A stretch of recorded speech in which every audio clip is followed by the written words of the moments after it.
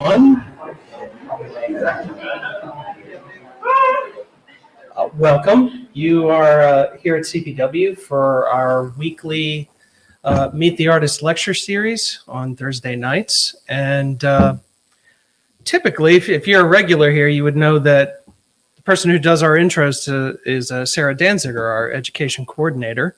She's feeling under the weather tonight, so you're stuck with me. My name is Adam Ryan. I am half of CPW's curatorial team, and tonight I'm going to keep it short and sweet so that we can get to the photographs. So tonight we're really thrilled to be able to welcome 6 young artists that this spring are going to be getting their bachelor's in the Bard photography program. And those photographers are Sebastián Barreto, Reyna Martinez, Ray Camp, Phu Nguyen, Harrison Edington, and Harper Stone. So without further ado, I'd like to welcome up Sebastián Barreto so that we can see the photographs, which will be part of his senior project. So welcome.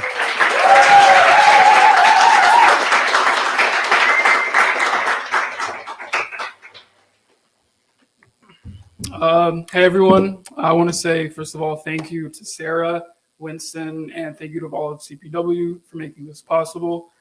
This means a lot. So to the pictures. So my name is Sebastián Barreto. I was born in Manhattan, New York, and I've spent my life between Queens and Ecatepec, Mexico.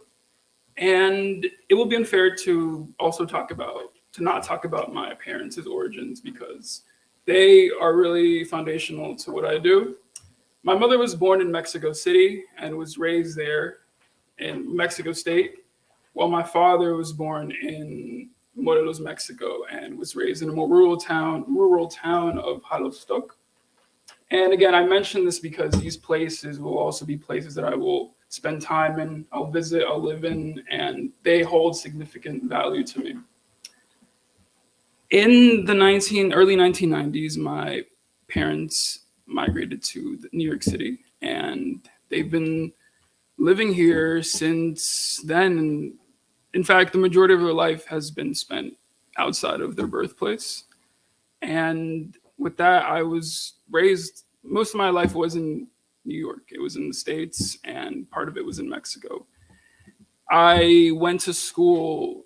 In my early years, I went to school in Manhattan where a lot of the kids didn't look like me. And that really put this feeling of imposter syndrome on me from a very young age. And it really messed with me because I didn't feel represented, even though I was living in New York City, which is like crazy because you see people from everywhere. But fast forward to 2018, I joined the ICP's Image Maker program where I spent a year photographing a personal vision project. And this is where things started to change for me. I was shown Dulce Pinzon's work called The Real Story of Superheroes, where she would photograph Mexican immigrants doing their daily jobs dressed up as superheroes. This was great for me. I felt represented. My community felt represented. But what was really, really the big thing for me in this was the caption. The captions tell the audience how much money this person is sending back home every month, every week to their hometown. I remember on Saturdays or the weekends going to Western Union with my parents to deposit money to send back home to my family members. So this really hit the spot. It wasn't really about the superhero aspect. It was about the remittances, the money sent back home that felt super, super personal to me. So this really, as I said, I felt seen and I began to want to photograph my family. Again, in this ICP program, I ended up photographing my family and I photographed them at rest and also at work. I was really, basically, I found out that you can photograph this. I didn't really see it before. And I wanted to continue that, but also I wanted to focus on leisure because a lot of the time I felt that immigrants are mainly shown in the light of their a lot of the light is really highlighted on their labor, on what they work, but not really of how they rest. And in that time during high school, I really wanted to focus on both. Fast forward to 2020, when I started my time at Bard College. It was a really big shift, even though it was just like 2 hours away, because the scenery is completely different. I didn't have access to the things I was photographing, to the people I was photographing. So quickly, I really became just not as interested. I wasn't responding to the environment around me as much as I was before. So in 2021, 2022, I took a view camera class where I felt the urge to go back home. I went to the city every weekend for the whole semester and photographed my family again, but this time really focusing in on the leisure part. I wanted to know more about my family and their relationship to leisure. As I said, I thought the labor part was really highlighted in immigrant communities, and I wanted to this time hone in on leisure.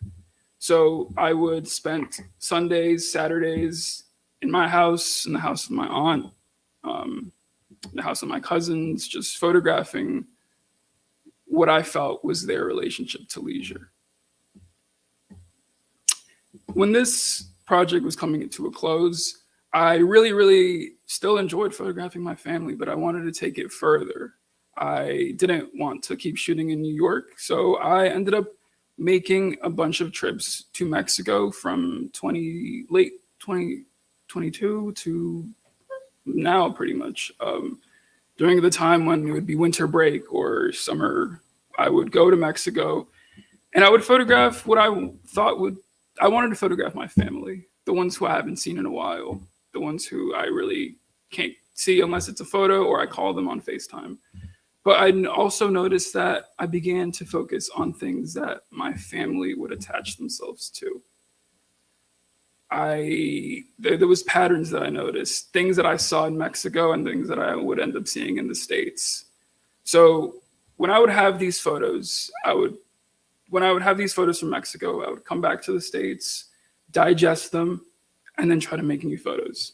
At this time, I was also beginning to look at the family archive, and this was when things really started to click for me. I began to see these things that, as I said, my family attached themselves to in archival photos before I was even born. So there's evidence of these things existing before I even was alive. And that to me was super significant. So I ended up continuing looking at the archives as a way to inform my future work as into what to look into. So this made me be interested a lot in assimilation of these certain symbols. Right now I'm calling it symbolic imagery, because this is really symbolic to me. And I thought that these patterns are really vivid, and I would see things be similar in Mexico, and then or I would see things in Mexico, and then I would see things in the States either look really similar or really different. And that was just super, super interesting. This way of things that aren't human, how do they assimilate? But unfortunately, I wouldn't share the same experiences I would to a random stranger. Like, not everyone will understand these cultural significance that I have to these certain images. So what was I going to do? My plan now is really so this work is still from this year or last year. It's from my senior year, but with that idea of trying to make it more understandable, more digestible, so that people can be receptive to it. I am ending here. This is where my mind is at right now. I'm trying to use archival photos to create this history of my family, of how these certain icons, these certain symbols, these things, how they travel through different countries, how they look like now. My biggest concern is really how these things, icons that certain people hold close to them, how they change, evolve, or stay the same when moving into a foreign country. I'm really interested in that because since the beginning, as I said in the beginning of the presentation, I felt really misrepresented or not represented. And I think the way these symbols change is a way to highlight at that. And I'm just concerned about the future of these symbols. So thank you all. This is where you can find me, and the work will be up on April 29th, April 21st to April 29th, and the closing reception will be April 27th if you'd like to see this in final form. Thank you.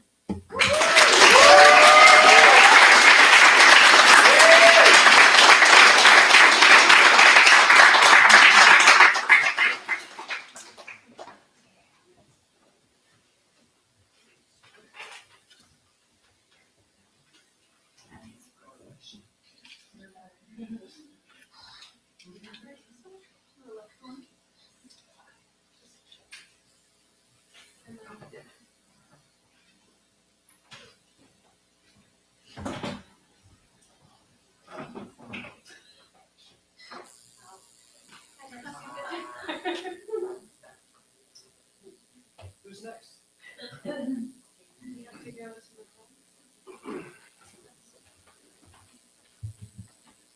Okay. Next is Harrison Edington.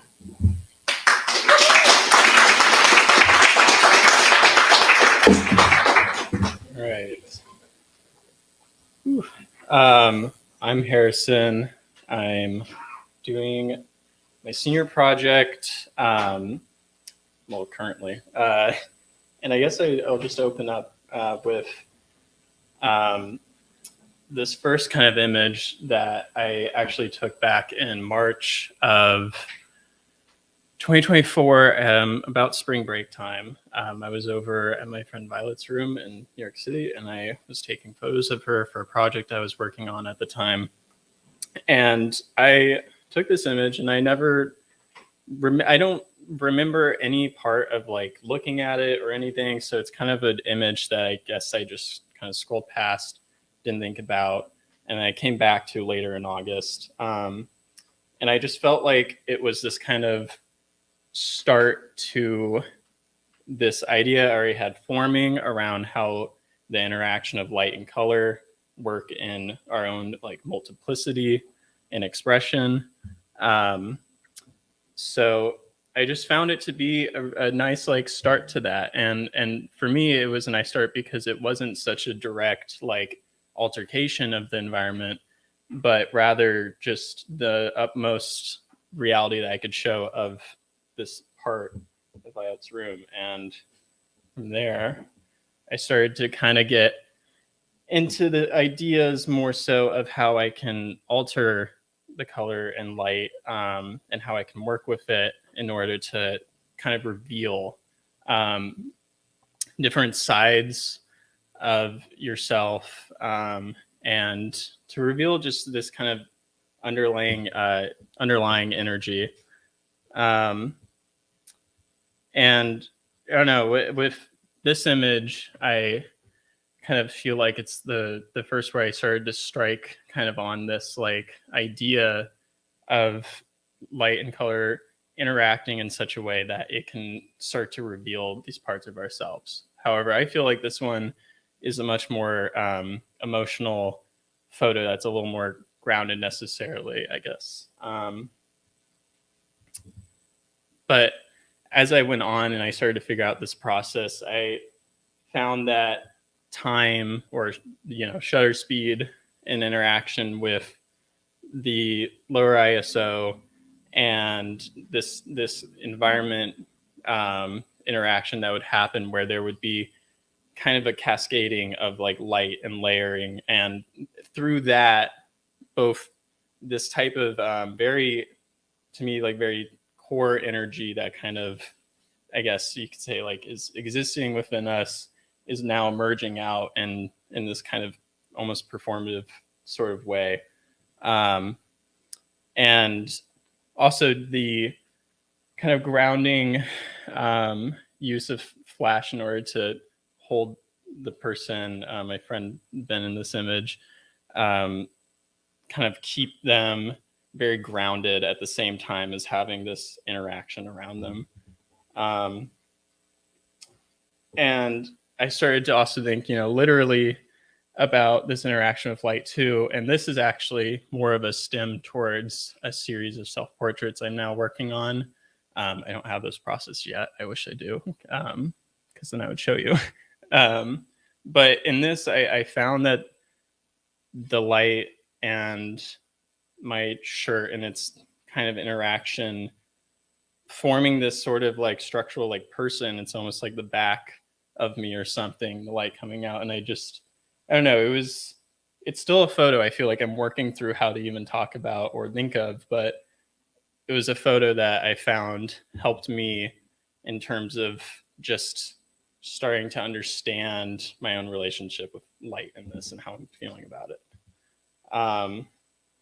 And that goes, to the continuation of this like very like more dramatic grounding color and thinking of the intensity and softness that's existing in that at the same time. And of course, now I'm working on these very softened images, which I have a couple of examples of at the end that I'm working through, but just kind of starting to think of, I guess, warmness in this case, and how the warmness of this light starts to kind of change into more of a moment of reality to me, but maybe more so moments of resting or joy and not having to have these multiple, versions of yourself coming out necessarily.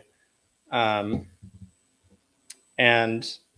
I don't know, just kind of thinking of these moments and moving through them in relationship with the more intense and the more, the more intense. And I feel like, a big part of it too is my literal perception of light and color being very overblown and something that is, I think, inherent to how I both process just like people around me and the world, but also like something that really has been affecting my photography since I've been doing it. And I didn't really start to notice that until more recently, in the more intense images where you're starting to get this kind of sort of like almost aura and just like performance of these people within you coming out, and just that kind of relationship. And a big portion of this project that is really important to me is just the fact that everyone in it currently are all people that I'm very close to. And I think that's just always been like a very concurrent theme in my photography throughout life, which is, this dynamic between me and the people I surround myself with, or the people that are like a family to me. And I think that interaction and that relationship helps in being able to find these kind of like this kind of multiplicity. And I feel like it gives a ability to be able to sit with one another and interact with each other. Cause I like to think of these photos as like almost to a degree of just like this big, like interactive, performative piece together in some ways. Like I am moving with them and I am going through this process with them, and I'm trying to, I guess at the same time, I'm putting a little bit of like myself out onto them through that, but also kind of hopefully taking them and but this closeness is something that I think also like feeds into this type of portrait, I would say, because when you're exploring someone's space and you're trying to explore in what ways that could be captured as a portrait. I think the closeness in this case helps kind of bring together this very sweet kind of merging, I guess. But yeah, and I kind of continue through. I mean, this is more of like a memory. I'd like to think of it. It has a very memorable like feeling to it, and is an image that I think is still kind of finding its way right now. And it might not be in the final project completely, but kind of stemming to these more grounded, softer moments that I'm now working towards. And yeah, I want to be able to get to the last part about my inverts, so I'm going to have to kind of go through these a little faster. But and that, you know, this now is becoming more of an image that is kind of calling back to that softness I'm looking for currently. I know I've had a lot of people describe it as like the morning light, and that kind of idea, and that's where I'm trying to go towards right now, or that's where I'm going towards right now. Yeah.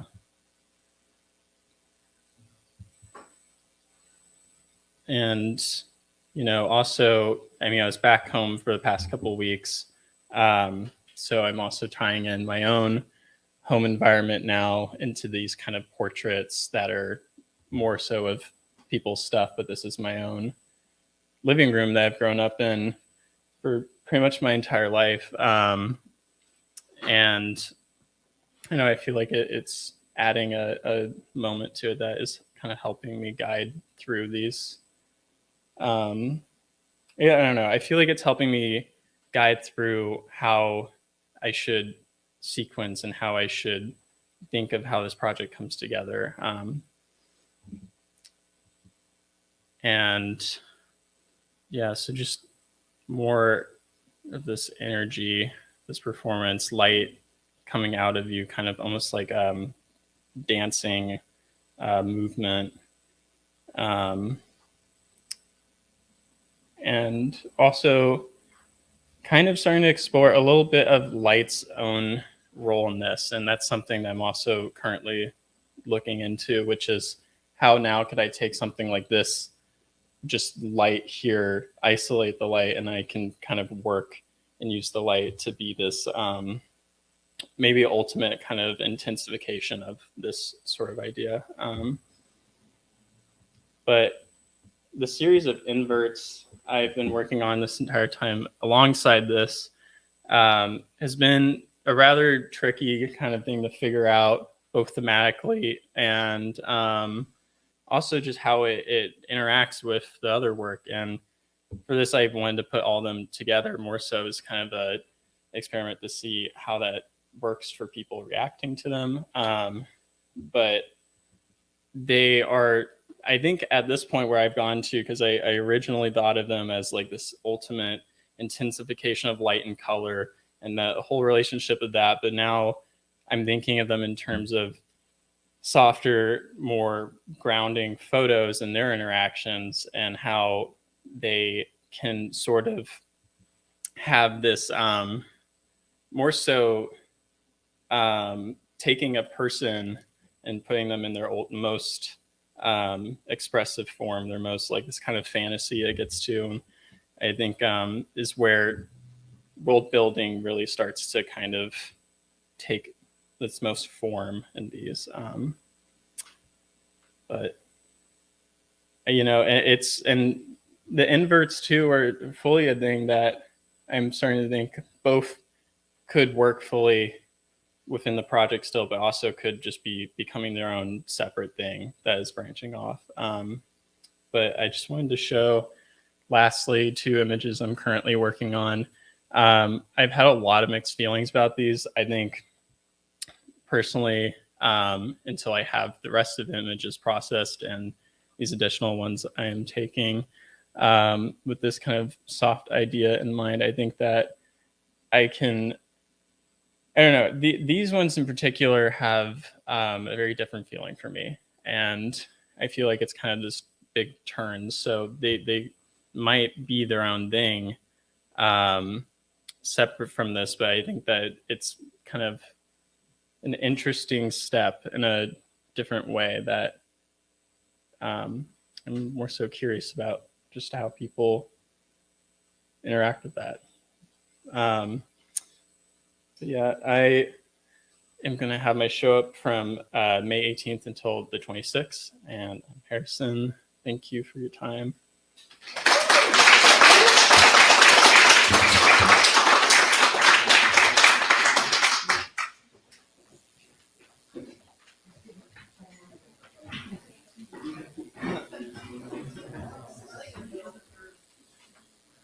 Hi everyone. My leg fell asleep, so let's just start. Hi, my name is Phu Nguyen. I was born in Ho Chi Minh City, Vietnam, in like in 2002, and then I moved to Atlanta, Georgia, in 2016 with my family. And during this time, since then, I wasn't able to go back up until last year, 2023. And this trip would be kind of like the core of like the project that I'll be showing you. But before that, I have some archival photos to start. So when I came home in Vietnam, when I went back to Vietnam in last summer in 2023, I came into contact with my family album and being removed from it for like 7 years, interacting with them again. It's very different. This is my mom. Her birthday is today, by the way. Yeah. But growing up, we've always been really close, but she always just told me about the stories from her childhood, never really her early adulthood. So I don't really know how she was in dental school. She's a dentist. But so yeah, and that gave me a different approach to her. And then here's some photos I found from my dad's personal archive. It struck me really differently. Growing up, we didn't really have the best relationship. In fact, we didn't get along at all. But just seeing these photos and how he inhabits those spaces around him really connected me to him, back to him, and just understanding him as a photographer. I don't think he considers himself one. I think he should, right? Yeah. Thank you. So with that, this is a photo I took from my first photography class at Bard called Photographic Seeing. And this one is one that my professor at the time considered an quote unquote artistic breakthrough, notably my use of light. And that's something that I keep going back to throughout the next photos of my photographic career. And yeah, so now I have a photo from my view camera class. And the light comes back as investigation, what constitutes aliveness in photography. And then that's also when I came to realize that I really respond to certain feelings, certain places, and that translates into the photograph itself. And yeah, but I feel like with that, aliveness and light didn't really do much for me, and I want more, I crave more. What does it bring? What feeling is the driving force right now? This is around 2022 when I'm taking color photography. And at the time, I have this constant kind of like nudge that I don't really belong anywhere. Like all the spaces that I occupy are transient spaces, that I always have an expired by date that I have to leave by. Either if I'm on break, then I have to go back. And if I'm staying at Bard, then I have a day to move out by because I'm staying in a dorm. And my parents bought a house after I left Georgia. So the place I'm staying at during the break isn't even my home because I'd never lived there. And that thought keeps continuing throughout like the course of my project. And I'm just starting to question and noticing about the cultural, noticing the cultural symbols and substitution, how some things are placebo for others, how some people use certain things to replace like what they know, what they have. Just kind of like thinking on the notes of assimilation and trying to fit in within the immigrant communities. So now this is the spring of 2023, and this is a diptych called Tree of Life. I thought about a lot about my experience assimilating into American culture, how I grew up in Vietnam, got these like quote unquote Vietnamese ideas around me. But then I moved when I was 13 to the US. And that's my formative years since then. So having American ideas in a Vietnamese body, I don't really feel like I'm one or the other. It's kind of just like this weird third space. And I really had a hard time figuring that out. So an attempt of that is for me to reconnect to my own culture. Uh, and also looking at objects as way of substitution with like the previous work. And just starting to ask myself what else are connectors. So flash forward, I guess not that much because it's now summer of 2023. This is June. I decided that I'm gonna go back to Vietnam and start this project, really start this project. And the first thing that came to my mind as the connector of the question earlier was water and how it is as things that brings people together, separates people apart, brings life, brings death, just a lot of different relationships that like pull things one way or the other, depending on how you look at it. But this is the construction of the My Tu Bridge in the Mekong River in the south of Vietnam. On the other side is the province where my dad grew up from, and on this side that I'm standing at is the province where my mom grew up from. It's really interesting. I love this river. I just love rivers in general. I don't know if you can tell. So the Mekong River flows to the Pacific, which is the divider between the US and Vietnam. And this got me to think about the shared identity of Vietnamese people in Vietnam and Vietnamese Americans, but there's such a stark contrast between the two communities. One I already felt like has moved on from the war, and the other side in America feels stuck.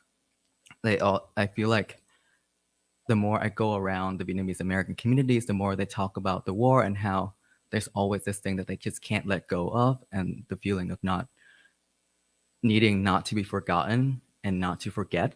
Uh, so I also think about the similarities and how the shared use of the third spaces and leisure activities and just comfort. Yeah. And during this time, I spent a lot of like my days walking around the towns where my parents grew up from, just like reimagining their childhood within the context of the archival images, but also seeing the differences that happened since they left their hometowns for Ho Chi Minh City in like in the 1990s. Yeah, just like, and with that, there also comes the family photos. These are just photos I took of my relatives. I'm also thinking of it as an extension of myself. Have anyone been to Atlanta lately? Recently? No, not at all. Wow. So, okay, for context, at the High Museum in Atlanta right now, there's a show called Truth Told Slant, something like that. And there's a photo by Tommy Ka that he took of his grandma, and he called it a quarter self-portrait, something that I found really interesting. And with that, I just think about how my relatives are just extensions of myself, and without them and what they taught me as a child, I wouldn't have the ideas that I do now. I probably would be very different. You may say so. And with the comfort and those textiles of like how my relatives blending into the background and all into the nature and everything's around me, I want to investigate into just like different textures and how it brings comfort to like the people around them, how that pours down to me and my thinking of the project. Has anyone seen that article in the New York Times about the immigrant blankets? And there were photos by, I think Farrell Kasimi took them? No? Well, anyways, these photos live in my head rent free. And I think about them all the time, just like how the different textures bring different comfort for people. On the left is the blankets that my aunts have. Hi, look. My aunts have in their house in Vietnam. And on the right is the wallpaper of my mom's bedroom in our house right now. So now I am back in the US. This is like around September 2023. I'm starting to unravel the photos that I made in Vietnam, but also thinking about what else can I make in the US that really speaks to this experience of like feeling like one, like I don't really be here or another. So here I have a spread from a book that I made called Vietnamese Supermarkets. They are Google Street View screenshots of Vietnamese supermarkets in the top 10 cities in the US with the most populated Vietnamese populations. And just really diving into this, like, what is that called? Like, why do people need these ethnic enclaves? Why do people really can't substitute something? And why do these like remind them of like what they have 10,000 miles away and like a whole other side of the ocean? And in that, it's like these supermarkets act as just like a living archive of like a culture. Something I found really interesting is just like you go to like a whole, got transported into a different place. And here with that, I also thought about how my dad photographed like literally everything in the space that he inhabits. So I picked up a 35mm point and shoot camera and kind of just go around and photograph things, embodying his experience. Yeah, and just like how he like paid attention to things visually, I found that so fascinating. Made me a little closer to him. And then I go within these spaces. I want to pay homage to my parents, how they use the camera, and how the archival images acts as a device of archival for them. But with that, I also am interested in developing a pseudo reality, creating a false-ish narrative, and just like building this third world, not third world. Oh my God, that's a bad word. Just like this third space, like stripping like the geological borders. Like you don't really have to be anywhere to really feel these things. Just a feeling, just a space, and it brings everything back together.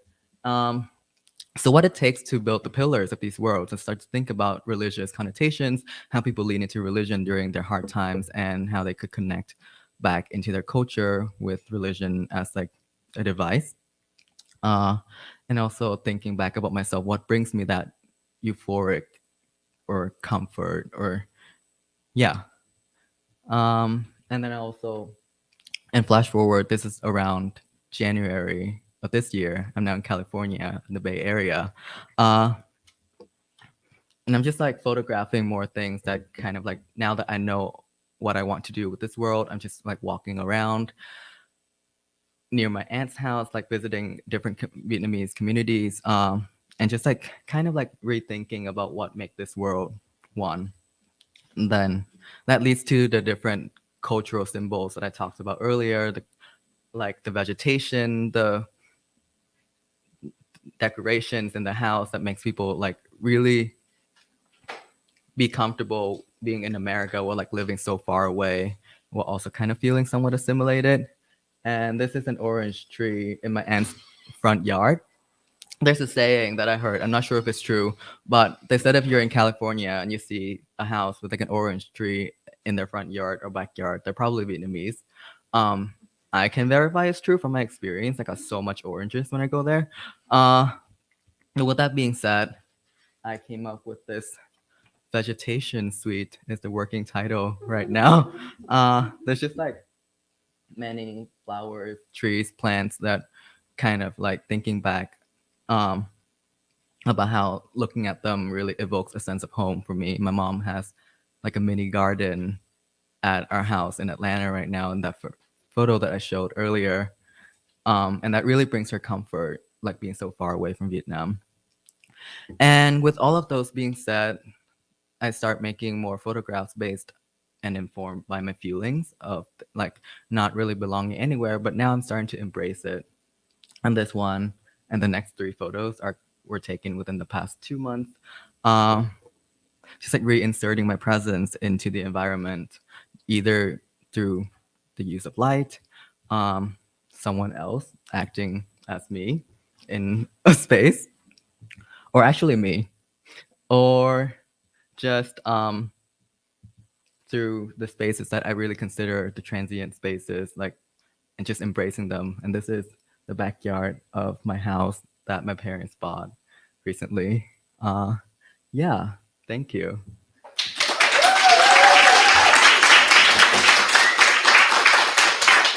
You can find me with these contacts here. And my show opens at the same time with Sebastian from the 21st to the 29th.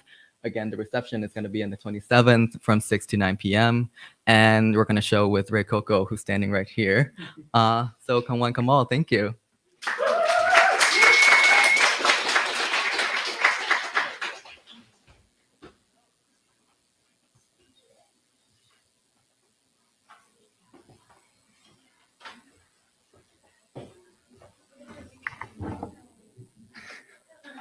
Hello. All right. My name is Ray, and I'm going to be talking about my project, which the working title is Pink Cadillac. Essentially, before I show you anything, I want to tell you a little bit about it. My project is kind of a me using all of these symbols from the American imaginary and American pop and underground culture to sort of re-inscribe and recreate this mythology of American culture, and how these symbols, mostly from before I was born, continue to affect the present day and continue to inform how we experience America as a hegemony. So something that has been really informing how I've been working on this project is a project by Dan Graham called Rock My Religion. If you haven't seen it, I really recommend that you go watch it immediately after this. But I wanted to read you this quote from Kodwo Eshun, who is a filmmaker and critic, about this project by Dan Graham. Within Rock My Religion could be discerned a method for elevating one's obsessions to the dimensions of mythology, demonstrating how artists can rewrite the history of the present according to their own enthusiasms. Even as its exclusions disqualify it as a reliable history, Rock My Religion can be understood in other ways, as a synthetic ethnography on tribes, sects, fans, and anti-families, as a series of speculations on shared states of sensation, on dance as a method for ecstatic belonging, on the necessity of forgetting as the route to immortality, as an amateur anthropology on the founding of America. And this idea is something I came across when I was writing my art history thesis. I'm a double major, so this is my second thesis project. And this really stuck with me. The other thing I want to talk about before I get into my own work is the title and why I chose this as my working title. This is a car which was owned by Elvis. He bought it in 1955 for his mom, and he had it painted Elvis Rose, which was that color pink. And the reason he did that is because in his cover of the song Baby Let's Play House, he sings about driving around in a pink Cadillac. And so when he bought a Cadillac, he was like, I have to paint it pink. And even though he bought it for his mother, it ended up being his main car from 1955 to 1966. And that song sort of cemented it in American popular culture history. And since then, it has been sung about and referenced by countless different musicians across the different genres.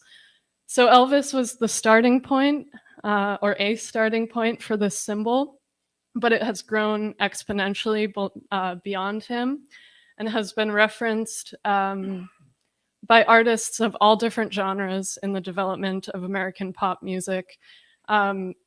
So much so that it has grown beyond just Elvis's pink car. Aretha Franklin sang a song called Freeway of Love, which is also about a pink Cadillac and has nothing to do with Elvis. And so this symbol sort of embodies and spreads across all of American pop culture history.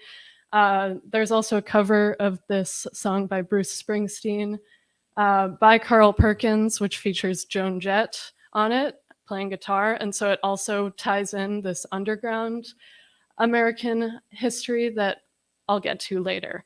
But I just wanted to mention that as a beginning point, because this symbol even though it doesn't show up in my work, it acts as a sort of archetype for this American culture, which I'm really interested in, and as a way to move into this idea that symbols can start in one place in the 1950s in American sort of consumer culture and then spread far beyond this.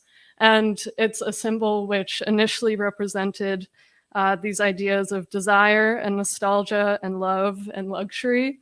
But also it represents an America which was deeply flawed, decadent, dark, and destructive, and which was inflected by misogyny, racism, and heteronormativity. And I'm really interested in that dichotomy and the idea that all of these things can exist at once in one thing. So with all that said, obviously Elvis is a central figure in what I'm thinking about and what I'm working with. And a lot of that started with the earliest pictures that I was taking for this project.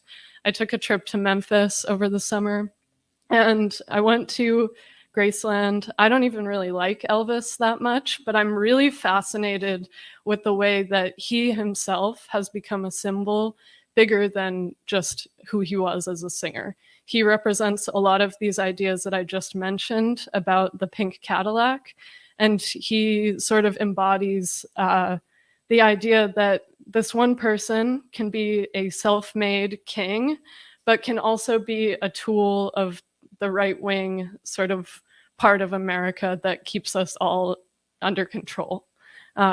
And so this picture was sort of the starting point for that idea, and the idea that these two realities can exist at the same time.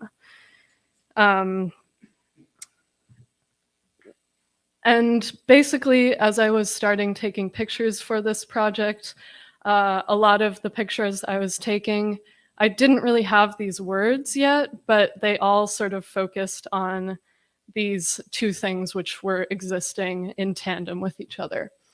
At the same time, I, as an art history major, do a lot of research into photographic art history and the American canon of art history. And so I'm of photo history. And so I'm always thinking about sort of the icons of American photography. And as I have been thinking through these ideas in American pop music figures, I've also been thinking through the same ideas in the icons of photo history, and sort of how their work have become similar symbols. So this picture is obviously based on the William Eggleston red ceiling picture.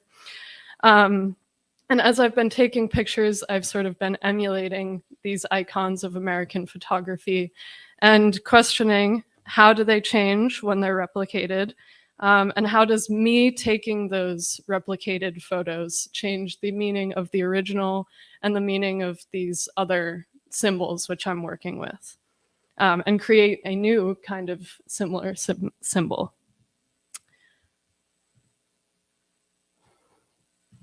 And in thinking about both of these ideas, I've also been considering sort of the ability of a photograph to actually inscribe any kind of history and contain any history, and whether or not a photograph is a reliable way to actually talk about these ideas of history and what these things actually mean, and sort of how other people view this role of photographs at the same time.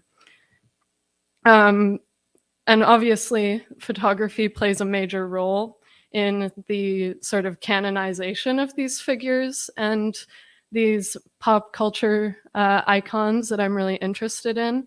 And so I'm really interested in how this photography sort of, how it changes over time, how its meaning accrues over time, and how literally when a photograph of Jerry Lee Lewis fades in the rain, how that changes what he as a symbol means and how it adds to him and how it actually represents something that was always there but is now becoming revealed over time. So as I mentioned, I'm also an art history major, and I did my senior thesis in art history on punk rock. And simultaneously, while working on my photography project, I have over time accrued and built up this pretty big archive of archival materials relating to the downtown New York countercultural scene. And I'm really interested in how the ideas of pop culture and underground American culture work in tandem with each other and often seem to represent opposite ideals, but in many ways, this counterculture sort of reinscribes the same things. And so that's what these slides are. So this collection process was sort of going on at the same time. And I was thinking about a lot of the same ideas of how photography changes over time and how it doesn't really have the capacity to say everything. And how these photos, which initially meant one thing, change over time and are added to and changed in adding to them. And also how these objects themselves act as symbols beyond just what they depict. They themselves contain meaning in their objecthood. And I was really interested in that idea as well, especially as I was looking at how photographs changed and photographing that. And as I was thinking about all these ideas and making photographs, I realized that this archival collecting process was becoming part of the project itself. And so a lot of these objects sort of started to become what I was interested in simultaneously with the photographs. And I was collecting these objects in a very similar way to how I was choosing what I wanted to photograph. And it was often things on the margins, things like a model release for a punk singer that nobody knows. And also simultaneously with this, I've done a lot of research into correspondence art and people like Ray Johnson, which this envelope is an envelope that was never sent back to Ray Johnson. If you don't know anything about him, basically he was an artist whose whole practice was spent making collages and sending them to other people to add to. And it was only in this process of correspondence and talking to other people and those other people adding to these projects that the artwork became made.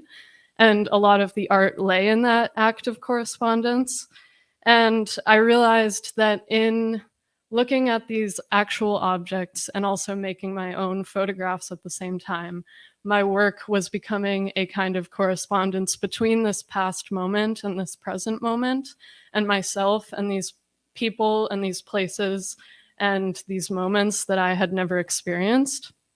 And so in thinking about that, I sort of started incorporating everything in one sort of style. I started making these 2-page spreads, which would include my own photographs as well as the archival materials. So that's a piece by Ray Johnson, again, that was never sent to anyone, accompanied by my own photographs. And in thinking about these spreads and how to connect these objects that were not my own with my own work, the way that I chose to do this was in this spread format, which was based on the spreads of books, specifically photo books, because most of the way that myself and many other people are able to interact with this history and with these objects is only through books. And so replicating the form of the book as a way of interacting with these objects and my own work felt like a really important way and really accessible way to connect myself to this past moment. And it was also a place to sort of highlight this illegibility that I was finding in these past photographs and sort of dig a little bit deeper into that. And as this progressed, I realized that I couldn't actually do this project without citing my sources. And so the most recent thing that I've been doing is I've always been interested in Xerox machines as a way of making art. And so I've just started making Xerox copies of the books and the quotes that I've been drawing all of this information from, and including that as part of the objects themselves and as part of the project, as a way to sort of acknowledge that history is not just written by images alone, but also by these scholars, and that this scholarship and this research is biased inherently, and that this history is not a real history, it's a mythology, and that's actually what most histories are. I also thought that it was really important that you see the whole page, but specifically the things that I have underlined and picked out, to see what I find important, but also to have this acknowledgement that I'm not the only one who is interacting with and writing and making this mythology. And on that note, I wanted to end with a quote from a poem by John Ashbery. It's called "The One Thing That Can Save America." I'm going to try and play the audio. I don't know if it will work, though. All right, I don't think it's going to work, but I can read it to you. All the rest is waiting for a letter that never arrives. Day after day, the exasperation, until finally you have ripped it open, not knowing what it is, the 2 envelope halves lying on a plate. The message was wise and seemingly dictated a long time ago. Its truth is timeless, but its time has still not arrived, telling of danger and the mostly limited steps that can be taken against danger, now and in the future. Thank you for listening.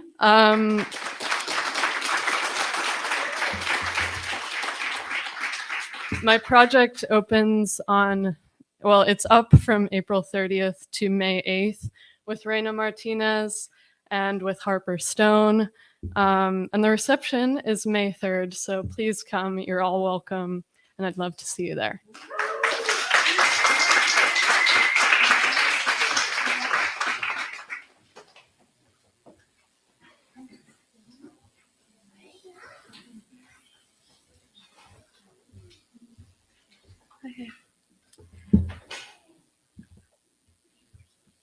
Okay. Hi, everyone. Sorry, you're gonna have to bear with me. I'm really bad at public speaking, so don't mind me. Hi, but my name is Reina. I was born in Mexico, and I moved to Rhinebeck area when I was 8 years old, and then later ended up at Bard. I don't know how we got there, but we got there. So before I get into my work, I want to specify that a lot of my work does revolve around my Mexican identity and my admiration that I hold for my parents. Right now, the work that I'm currently working on is titled Aquí comienzan mis mejores dibujos, translation, this is the beginning of my best drawings, in reference to my brother. He is someone that he's not very actively shown in this project. But before I talk about this current work, I would like to talk about previous works that have led me to where I am right now.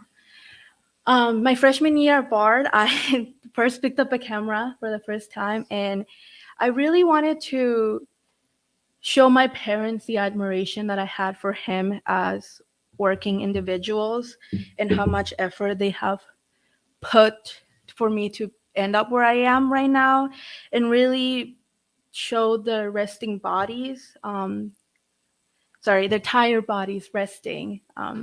This is my father right after a long day of work. Before he gets into bed, he massages his own little feet, which I thought was, I don't know, it just made me really appreciate their hard work. And my mother as well, coming home from a long day and just watching movies is something that we still do to this day. We just sit on the couch and enjoy our presence with each other.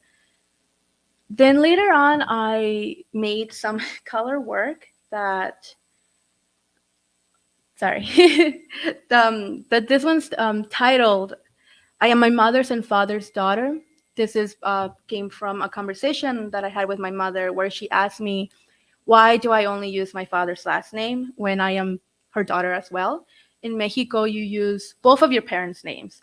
So it was a very different point of view of my own identity and what it means to be my parents' daughter. And I really drove into that idea of what it meant and finding that, that reason. And what I found, it was, for me, what it meant, it was just the quality time that I spent with them, whether it was me hanging out at work. I don't know how that works, but you always will see me there.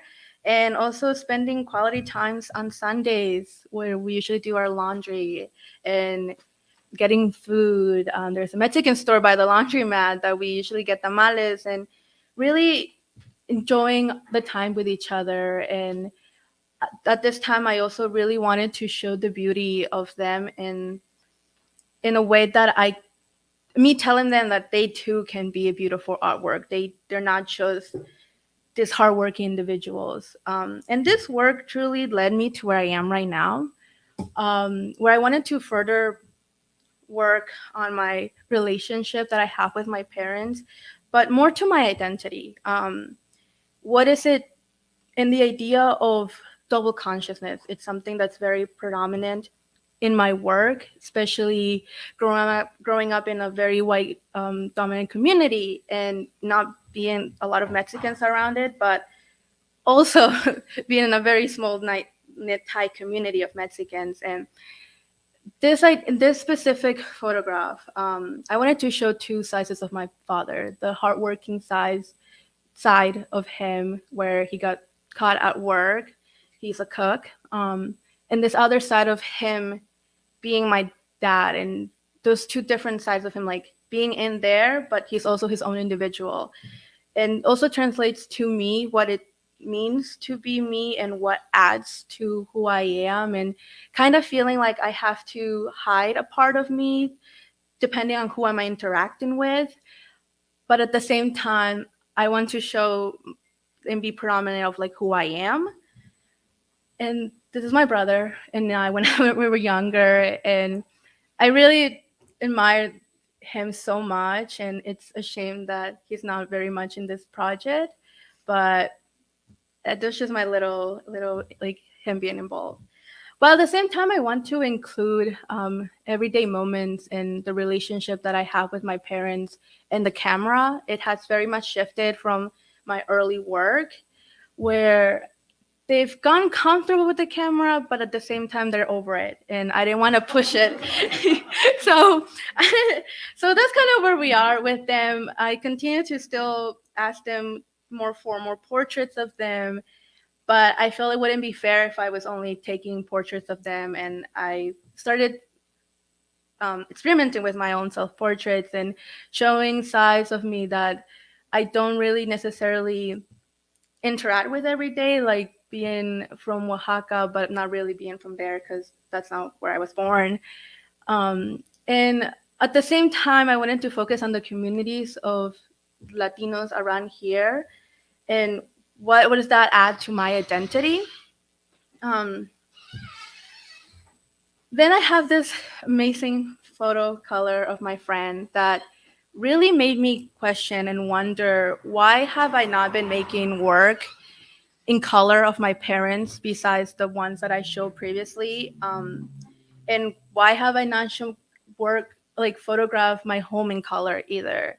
And really questioning myself on what kind of work am I making? Why can I photograph my parents in color? And why can I only do it with other individuals? So right now, where I am with this work, this is the fridge in my house. This is like the closest I've gone by myself to photographing my own space in color. And it's a very important aspect. This is a collective work with my parents and everybody that has come through my house.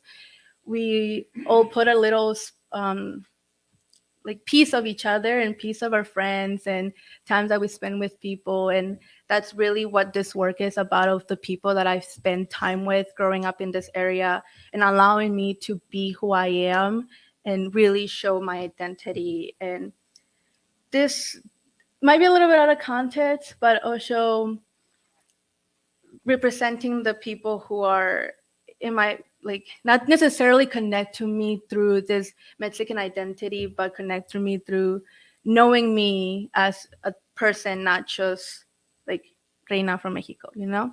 And this is another photograph I had of my parents that I like of them in color. It's maybe because you're not seeing their faces, and I'm more cautious now of how much of themselves am I showing them.